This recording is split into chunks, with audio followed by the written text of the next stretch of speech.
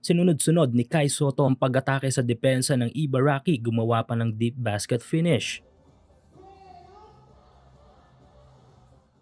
Game 2 ng Yokohama versus Ibaraki. Big win para sa team ni Kai kahapon dahil sa isang buzzer beater 3-pointer ng guard na si Sudo. Pero since kailangan ng Yokohama ang mga panalo sa kanilang mga remaining games, ay kailangan masweep nila ang 2-weekend game series na ito.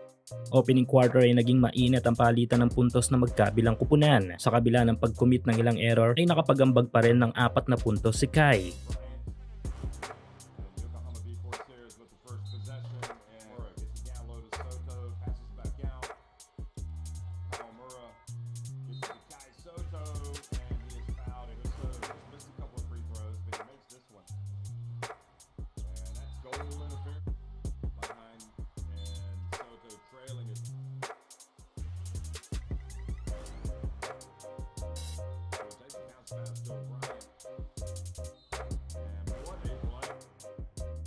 Magtatapos ang first quarter na makukuha ng Ibaraki ang kalamangan. Second period ay naging mabigat pa rin ang opensa ng Ibaraki. Last 3 minutes na ng first half nang ibalik sa laro si Kai. Pinilit makasungkit ng opensa ni Kai pero sadyang maalat ito.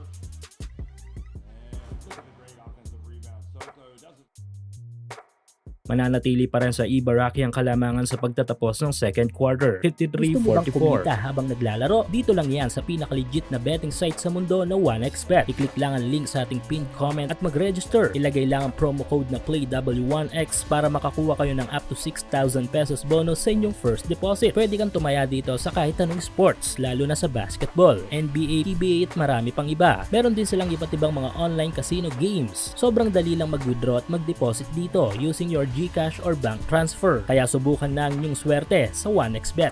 Third quarter, nakakabali ng leg na deep basket ang ginawa ni Kai pero dahil nga sa foul trouble ay malilimitahan ang ating pambato.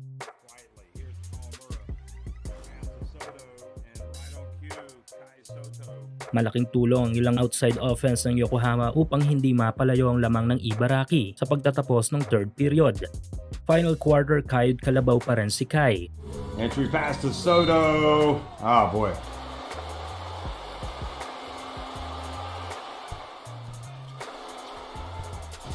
Now Soto goes up against Tapscott and again.